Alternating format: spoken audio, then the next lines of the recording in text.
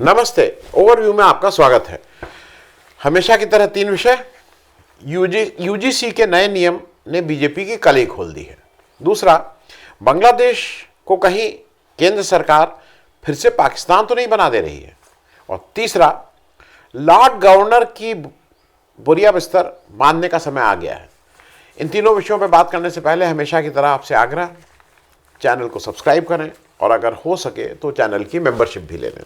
Membership का मतलब कि आपको एक छोटी रकम हमें हर महीने आर्थिक सहयोग के रूप में देनी होती है, और अगर आप हर महीने का कमिटमेंट नहीं करना चाहते हैं तो एक बार एक मुश्त भी आप हमारे आर्थिक सहयोग कर सकते हैं। हमें आपके इस आर्थिक सहयोग की आवश्यकता है। चैनल को सुचारू रूप से चलाने के लिए धन की ज़रूरत है और उसमें हम आपसे इसीलिए ये अपील कर रहे हैं। तो सबसे पहली बात, यूजीसी के नए नियम ने बीजेपी की कलई खोल दी है।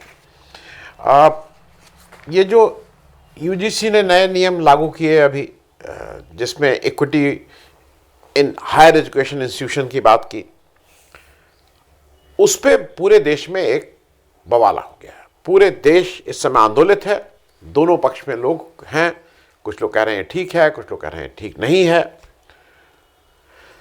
मैं थोड़ा आपको इससे, भारत एक नौजवान देश है, एक युवकों का, मतलब युवक युवतियों का देश है। हमारी, अगर मैं गलत नहीं हूं तो 60% से ज़्यादा पॉपुलेशन जो 25 साल से नीचे की है। हमारे यहाँ जो टोटल डिग्री कॉलेज हैं 2023 की ये है, एस्टिमेटेड है ये सब, वो करीब 50,000 हैं। एग्जैक्ट 4986 था, लेकिन मेरे हिसाब से करीब 50,000, तो करीब इतने स्कूल हैं।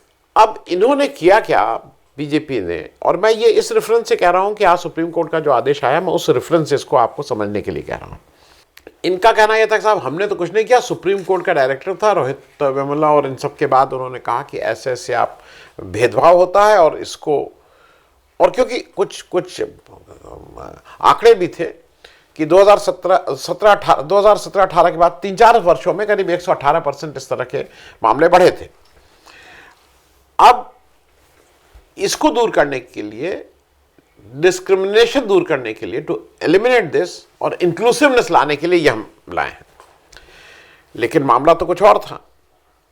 मामला ये था कि जैसे शेड्यूल कास्ट शेड्यूल ट्राइब की और ओबीसी, इन तीन को आपने एक अलग से कहा कि अगर इनके साथ कोई भेदभाव किया जाएगा, वो इत्यादि इत्यादि, तो हम उसके खिलाफ कार्रवाई होगी। अब जरा ये समझ लें, मैं सुप्रीम कोर्ट ने आज हालांकि इस आदेश को स्थगित कर दिया है, लेकिन ये क्यों हुआ और कैसे हुआ और इसके रिपरकशंस क्या हैं वो जरा समझ लीजिए। जब कोई भी इलेक्शन, सारे इलेक्शन आप जाति के आधार पर लड़ रहे हैं, सुबह से शाम जाति जाति जाति जाति, आप उसको यही बोलते हैं, और उसमें भी आप कभी पिछड़ी जातियों के मसीहा बन जाते हैं, कभी शेड्यूल कास्ट के मसीहा, कभी शेड्यूल ट्राइब के मसीहा। आपके हमने कोविद जी को बना दिया, हमने द्रौपदी मुर्मू जी को बना दिया, तो देखिए साहब हम इन सबके मसीहा हैं। लेकिन ग्राउंड पे आप किसी की क्या हालत है, इससे आपको कोई मतलब नहीं है। आप अपना जो आपका, जहां से आपकी सारा दिमाग चलता है आरएसएस, वो आज भी चितपावन ब्राह्मण ही उसका हेड बनेगा। एक एक्सेप्शन बीच में रज्जू भैया थे, लेकिन वो भी राजपूत थे। कोई ये नहीं था कि आपने किसी शेड्यूल कास्ट या ओबीसी को बना दिया हो। खुद आप जनरल कैटेगरी के थे, आप खुद एक इधर उधर कागज का वो करके अब आप अपने को बैकवर्ड बोलते हैं। मेरा अपना ये मानना है कि जैसे ही कोई कानून एक वर्ग विशेष के लिए करेंगे, दुराव पैदा होगा, ये मानी हुई बात है। और ये मंडल की तरह इसमें भी आपने कुछ इस तरह की बातें की। आपका बीजेपी का मुख्य एजेंडा क्या था? मुख्य 3 एजेंडा थे। पहला एजेंडा यह था कि आप ओबीसी का वोट चाहते थे। आप चाहते थे कि भाई हम इसको ओबीसी का वोट के रूप में दें, और ओबीसी का वोट आप जब चाहते थे, क्योंकि आपके ऊपर ये बार बार ब्रांडिंग हो रही थी कि आप आरएसएस विचारधारा के लोग हैं जो केवल अपर कास्ट ब्राह्मणिकल ऑर्डर को पोषित करते हैं। दूसरा, आप विपक्ष को फंसाना चाह रहे थे।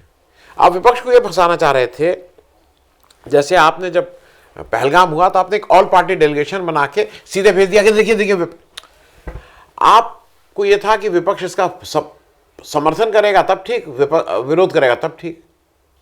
दोनों हाथ में आपको लग रहा था आपके लड्डू हैं। और तीसरा जो सबसे इंपॉर्टेंट था, इंस्टीट्यूशन पर आप कब्जा करना चाह रहे थे। जो 50,000 इंस्टीट्यूशन है उसमें आप, जो आपकी स्टेट में नहीं है, आप राज्यपाल के माध्यम से आपने सारी यूनिवर्सिटी, सारे शिक्षण संस्थान पर कब्जा किया हुआ है आज की तारीख में। और जो आज आपके हाथ में जो स्टेट नहीं है, जहां आपके हिसाब से डबल इंजन सरकार नहीं है, वहां पे आप दखलंदाजी देना चाह रहे हैं। मुझे ऐसा लगता है कि अभी आपने, सुप्रीम कोर्ट तो आपकी जेब का है, जो चाहिए वो आप निर्णय ले लीजिए, जैसे चाहिए वैसे ले लीजिए। तो सुप्रीम कोर्ट में वक्ती तौर पे आपको जब समझ में आ गया कि गुस्सा बहुत बढ़ रहा है और ये आपके कंट्रोल में नहीं रहेगा, आपसे अपर कास्ट भी गुस्सा हो जाएंगे, आपसे ओबीसी भी गुस्सा हो जाएंगे, तो आप आज सुप्रीम कोर्ट ने इस पर स्टे लगा दिया। लेकिन एक ध्यान रखिए, ये कानून बन चुका है। मंडल में भी को लागू होने में 91 में वीपी सिंह ने उसको लागू किया, लेकिन एक्चुअल होने में 2 साल लग गए थे सुप्रीम कोर्ट से आते आते। तो वो it's a matter of time. Supreme court ने स्टे किया, कानून थोड़ी बदल रहे हैं। अब जो इस समय गुस्सा है वो मेरे हिसाब से केवल यूजीसी वाला गुस्सा नहीं था, बहुत से गुस्से हैं। बेरोजगारी का गुस्सा है, महंगाई का गुस्सा है, यूएसए को कैसे वाला मिस हैंडल किया आपने पूरा, हुआ है। और 2 प्रमुख कारण जो इमीडिएट हुए, मणिकर्णिका घाट में जिस तरह से आप मूर्तियों को खंडित कर रहे हैं, ध्वस्त कर रहे हैं, वो गुस्सा है लोगों का। शंकराचार्य को जिस तरह से आप ट्रीट किए हैं प्रयागराज में, वो गुस्सा है लोगों का। और ये एक शायद मेरे ख्याल में एक चिंगारी थी, और उसके रूप में लोगों का ये गुस्सा मैनिफेस्ट होने लगा। केवल एक इसकी वजह से नहीं, बहुत से गुस्से थे वो यहाँ हैं। आप उस पर पानी डालने की कोशिश कर रहे हैं सुप्रीम कोर्ट से, क्योंकि अब आपके लोग क्या कह रहे हैं कि नहीं हम इस पक्ष में, वो इस पक्ष में। आपने अपने मीडिया को पूरी तरह से, इलेक्ट्रॉनिक मीडिया पूरी तरह से बता रहा था ये कितना खराब है अपर कास्ट के लिए। लोग रिजाइन कर रहे थे, उनका क्या। देखिए, 1-2 चीजें समझ लीजिए। आप अगर ईमानदार नहीं रहेंगे, आप जब ये बात किए ना, आपको लगा विपक्ष को फंसा देंगे। विपक्ष और खास करके कांग्रेस पार्टी में खास करके राहुल गांधी आज अड़े हुए हैं जातिगत जनगणना के लिए, कि जातिगत जनगणना हो जाए एक बार। वो कहते हैं कि एक्सरे निकल आए, पता लग जाए कि किसकी क्या कौन सा है और आप कितनी भागीदारी दे रहे हैं। क्योंकि आप 4-5% से ज्यादा उस ओबीसी को दे नहीं रहे हैं, और उसको बेवकूफ बनाने के लिए ये सब कह रहे हैं कि कैसे कैसे हम ये करेंगे। आपको था कि इसमें आप कहीं ना कहीं विपक्ष को फंसा देंगे, लेकिन वो चिपक नहीं पाया। क्योंकि मैं एक चीज और बता रहा हूं, ये मैं इसलिए कह रहा हूं कि आपकी तरफ से लगातार कोशिश होती रहती है। आज मैंने देखा जब राहुल गांधी को आपने तीसरी रो में बिठाया एज लीडर ऑफ ऑपोजिशन इस 26 जनवरी को, तो आज एक चल रहा है जिसमें अडवाणी जी सेकंड रो में बैठे हुए। आप कह रहे हैं 2009 में देखिए Advani ji senior leader BJP को सेकंड रो में बिठाया। सीनियर लीडर, हर पार्टी का जो सीनियर होता है वो सीनियर ही माना जाता है। माता प्रसाद पांडे जी समाजवादी पार्टी के सीनियर लीडर हैं। आजम खान साहब समाजवादी पार्टी के सीनियर लीडर हैं। वो भी उतने ही सीनियर हैं जितने अडवाणी जी वहां पे सीनियर हैं। वो जितनी बार वो एमएलए रहे हैं उतनी बार ये भी एमपी रहे हैं, उतनी बार ये भी एमएलए रहे हैं। इनका भी संसदीय कैरियर बहुत लंबा है। सीनियर लीडर की बात नहीं है, बात हो रही है लीडर ऑफ ऑपोजिशन की। लीडर ऑफ ऑपोजिशन एक पद है।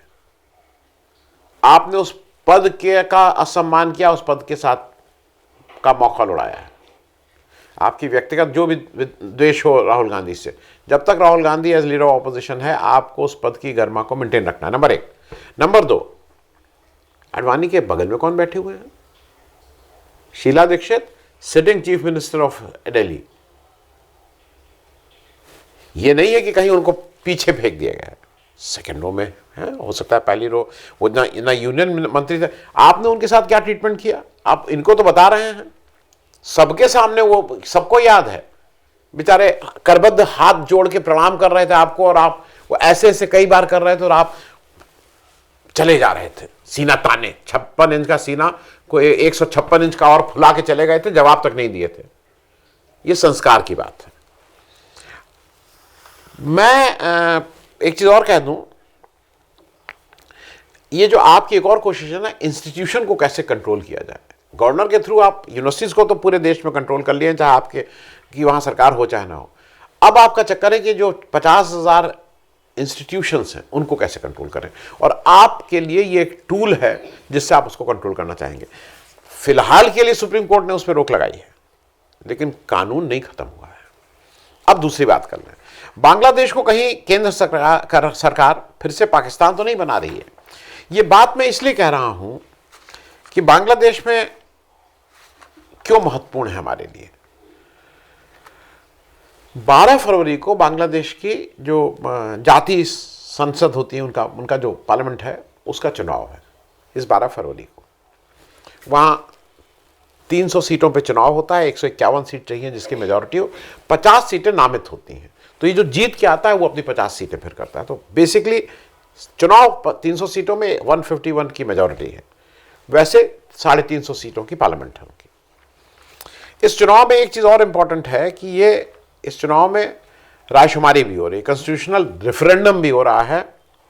जुलाई चार्टर जो उनका था 2024 में, जुलाई चार्टर जिसको लेके शेख हसीना को हटाया गया था और क्या क्या चेंज होना चाहिए, कॉन्स्टिट्यूशन में क्या बदलाव होने चाहिए, वो सारे का उस पर भी रायशुमारी हो रही है देश में।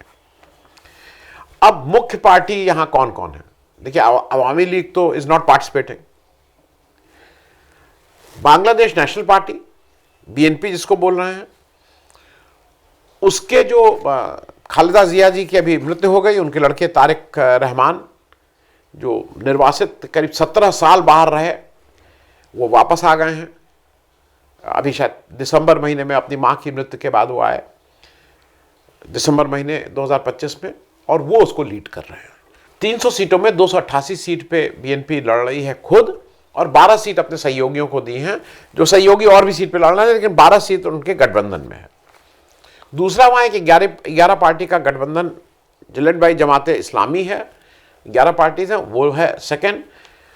थर्ड वहां पे नेशनल सिटीजन पार्टी है। नेशनल सिटीजन पार्टी वही है जो जिन नवयुवकों ने, स्टूडेंट्स ने, जो जुलाई अगस्त 2024 का जो मूवमेंट उन्होंने आंदोलन किया था जिससे शेख हसीना को देश छोड़ के भागना पड़ा था, वो जो ऑर्गेनाइजेशन है उन्होंने मिलकर नेशनल सिटीजन पार्टी बनाई है और वो इलेक्शन लड़ रहे हैं। बाकी और भी पार्टीज हैं, लेकिन प्रमुख रूप से ये 3 है।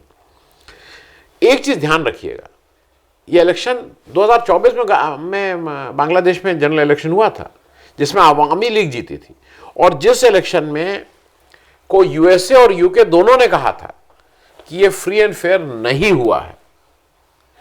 द इकोनॉमिस्ट और बहुत से उस समय कहा था कि ये 1 पार्टी स्टेट बन गया है। बांग्लादेश में, जो हिंदुस्तान में बहुत से लोगों का सपना है ना कि केवल एक ही पार्टी रहे, एक ही पार्टी की सरकार चले, एक ही झंडा हो, एक ही निशान हो, एक ही भाषा हो, उस तरह की चीज वहां पे कहा गया था कि 1 पार्टी स्टेट हो गई है। उस समय जब और बहुत कम वोटर टर्नआउट था ही नहीं, सबने बायकॉट किया था, वोटर टर्नआउट था नहीं। शेख हसीना ने कह दिया कि मैं जीत गई। वहां पे उस समय जो, और वही सब चीजें हैं, वहां का इलेक्शन कमीशन ऐसे ही कॉम्प्रोमाइज था, वही सब सीखा वहीं से जा रहा है। जब इनको वहां देश छोड़ के भागना पड़ा तो मोहम्मद यूनुस जो थे वो एक इंटरिम गवर्नमेंट बनी, उसके हेड, उसके कार्यकारी सीईओ ये बनाए गए और ये देश चला रहे थे। और विद दिस की एक हम लोकतांत्रिक एक चुनाव करा के एक सरकार देंगे। वो चुनाव 12 फरवरी को है। शेख हसीना इंडिया में है। मैं क्यों कह रहा हूं कि फिर से हम पाकिस्तान तो नहीं बना दे रहे हैं इनको। शेख हसीना इंडिया में है और इंडिया में बैठ के वो लगातार पॉलिटिकल काम कर रही हैं, राजनीतिक भाषण दे रही हैं, वर्चुअल मीटिंग अटेंड कर रही हैं, और पाकिस्तान में लोग, अरे बांग्लादेश के में बड़ा जो इस समय की पार्टीज हैं उनको भला बुरा कर रही हैं, उनकी माखौल उड़ा रही हैं उनको। बांग्लादेश की तरफ से ऑफिशियली भारत सरकार में आया है कि भाई आप इनको, क्योंकि वहां पे इनके ऊपर मुकदमा चला, मुकदमा एक यूएन एजेंसी के उसमें तत्वाधान में था, इनको दोषी पाया गया है, ये अपराधी हैं, इनसे भारत सरकार से कहा गया है कि इनको वापस भेजिए क्योंकि मुकदमा चला है, ये वहां दोषी पाई गई हैं। ऐसे में इंडिया में ऑफिशियली प्रोटेस्ट भी है। जब ये अभी अपने राजनीतिक बयान दे रही थी, वर्चुअल मीटिंग कर रही थी, तो उन्होंने कहा साहब आपकी धरती पे बैठ के हमारे अगेंस्ट थे, ये क्यों हो रहा है।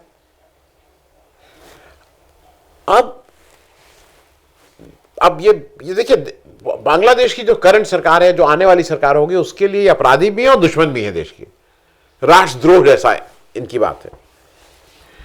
भारत में बैठ के बांग्लादेश को गाली देती हैं। भारत ने एक और चीज़ नहीं हुई है, एक चीज़ और ध्यान रखिएगा, हाल के दिनों में अपने इलेक्शन में चुनाव के लिए बांग्लादेशी बांग्लादेशी बांग्लादेशी करके बांग्लादेशी को गाली बना दिया गया है।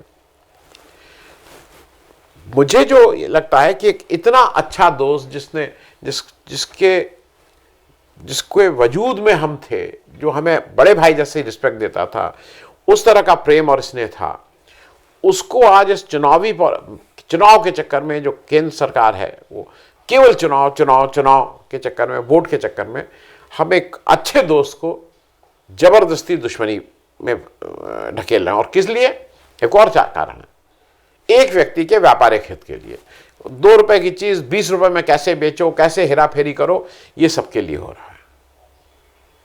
तो मुझे ऐसा लगता है कि लार्जर राष्ट्रीय हित में, भारत के हित में, हमारे देश में बैठ के किसी को बांग्लादेश को गाली देने का कोई अधिकार नहीं होना चाहिए और इन तरह की चीज़ों पे रोक लगनी चाहिए। अब तीसरी बात कर लें, लॉर्ड गवर्नर की बुरिया बिस्तर मानने का समय आ गया है क्या? ये मैं इसलिए कह रहा हूं कि अभी हाल के दिनों में गवर्नर साहब क्या क्या करते रहते हैं, ये हम सब ने देखा। वो आधी जगहों पे जो भी ऑपोजिशन रूल्ड स्टेट हैं, वहाँ पे जो प्रावधान है वो ये है कि जब नया सेशन होता है, जब इलेक्शन के बाद जो पहला सेशन होगा विधानसभा का या लोकसभा का, उसको केंद्र में राष्ट्रपति, प्रदेश में राज्यपाल उसको एड्रेस करेंगे, या साल का पहला सेशन, ये 2 प्रोविजन हैं जब इन लोग एड्रेस करेंगे। हाल के दिनों में आपने देखा कि क्या क्या चल रहा है, वो बिल नहीं कर रहे हैं, बिल के ऊपर बैठ जा रहे हैं, लोगों को तंग करने का, केवल राज्यपाल ऑपोजिशन रूल्ड स्टेट में कैसे सरकार को तंग किया जाए, ये उसका एजेंडा है। 1-2 चीजें समझ लीजिए, जैसे जो प्रेसिडेंट है वो आर्टिकल 79 के हिसाब से, हमारी जो पार्लियामेंट है, parliament is made of president plus Lok Sabha plus Rajya Sabha. उसी तरह से आर्टिकल 168 के हिसाब से जो हमारा स्टेट लेजिस्लेचर है, it is made of governor, Vidhan Sabha और जहां पे विधान परिषद हो, विधान परिषद। तो it is part of that. अब इसमें होता क्या है, जैसे गवर्नर साहब हैं, गवर्नर साहब हैं तो उसका पार्ट, उस स्टेट लेजिस्लेचर का, लेकिन ही कैनॉट सिट एंड वोट, वो उसमें बैठ नहीं सकते हैं, वोट नहीं दे सकते हैं, वो वहां पे विधानसभा या विधान परिषद में होने वाली डिबेट में भाग नहीं ले सकते हैं, ही कैनॉट पार्टिसिपेट दैट। उनका काम क्या है? उनका काम ये, उनको ये भी है कि सरकार का कोई भी बिल तब तक कानून नहीं बनेगा जब तक गवर्नर साहब उस पर साइन नहीं कर देंगे, उसका अनुमोदन नहीं कर देंगे। उनका यह है कि वो, उनको राज्यपाल से कोई अधिकार है कि नॉन मनी बिल को वो वापस कर सकते हैं। फिर से आप इसको समझिए, वो किसी भी बिल को जो उनके पास दस्तखत के लिए, अनुमोदन के लिए आया है, उसको प्रेसिडेंट के लिए रिजर्व रख सकते हैं। अब यहीं पे बदमाशी शुरू होती है, हम उस पर बैठ गए, अब हम कोई निर्णय नहीं ले रहे हैं, हम 1-1 साल तक निर्णय नहीं लेंगे।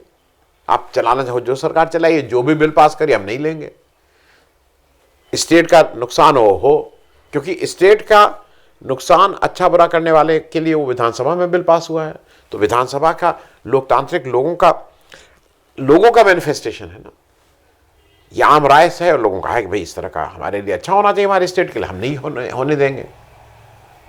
और जब इसके लिए सुप्रीम कोर्ट एक गाइडलाइन इशू करेगा कि भाई 180 दिन, 90 दिन, 10 दिन, 20 दिन, किसी एक समय सीमा में आप इसको पास कर दिए, तो हम प्रेसिडेंट फिर उस पर एक कमेंट मांगेगा सुप्रीम कोर्ट से, और उसको वापस करवाया जाएगा, जैसे सुप्रीम कोर्ट में कराया जाता है कि नहीं, इसमें समय सीमा नहीं हो सकती, हम जब तक चाहें तब तक उस पर बैठ सकते हैं।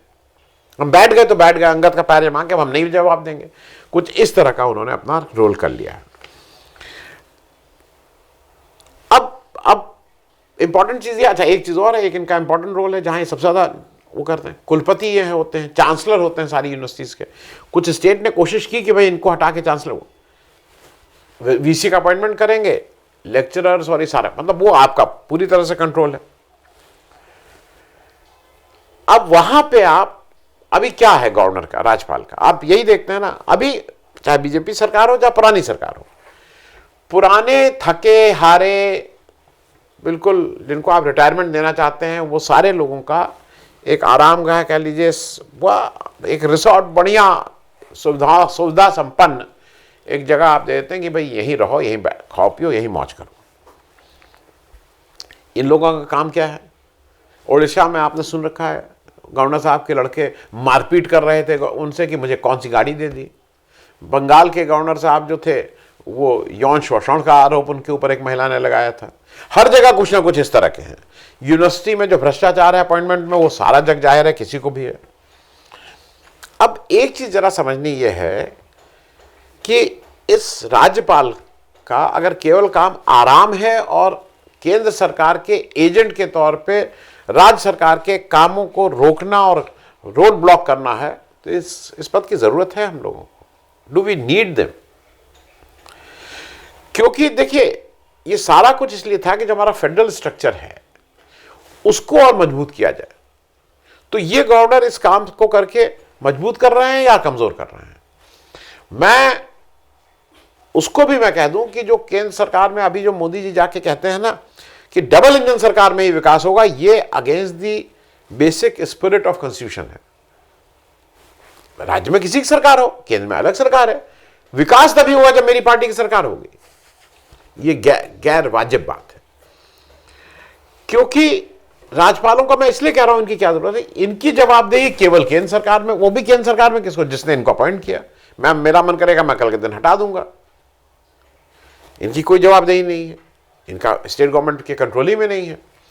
या फिर अगर आपको लगता है कि नहीं गवर्नर की बहुत जरूरत है और इस तरह का होना चाहिए, तो फिर एक करिए ना, अमेरिका में जो स्टेट हैं उनके गवर्नर का इलेक्शन होता है। हालांकि वो चीफ मिनिस्टर के बराबर होते हैं, वहां सब चीजों का इलेक्शन है, वहां जज का भी इलेक्शन होता है।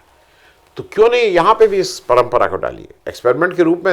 एक 10 स्टेट में, 5 स्टेट में, 2 स्टेट में करिए। पुलिस कमिश्नरेट बनाया है ना, गवर्नर का डायरेक्ट इलेक्शन कराइए, बना दीजिए गवर्नर 3 साल 5 साल के लिए, तब जवाबदेही होगी। लेकिन अभी क्या है, किन्हीं साहब का मैं वो करता था, साहब खुश हो गए, साहब ने आपको बना दिया। साहब ने कुछ ऐसी बात आपसे करवाई जो नई नॉर्मल कोर्स में होनी चाहिए थी, उसमें मॉरलिटी की भी बात थी, लीगलिटी की भी बात थी, लेकिन हमने कर दिया, आपने मुझे पुरस्कार स्वरूप ये बना दिया। तो मेरे हिसाब से it is high time that governor राज्यपाल के भूमिका पे फिर से बहस होनी चाहिए। अगर ज़रूरी नहीं है तो ख़त्म भी किया जा सकता है, और अगर ज़रूरी है तो इनके डायरेक्ट इलेक्शन पे भी बातचीत हो सकती है। थैंक यू सो मच, बहुत बहुत धन्यवाद।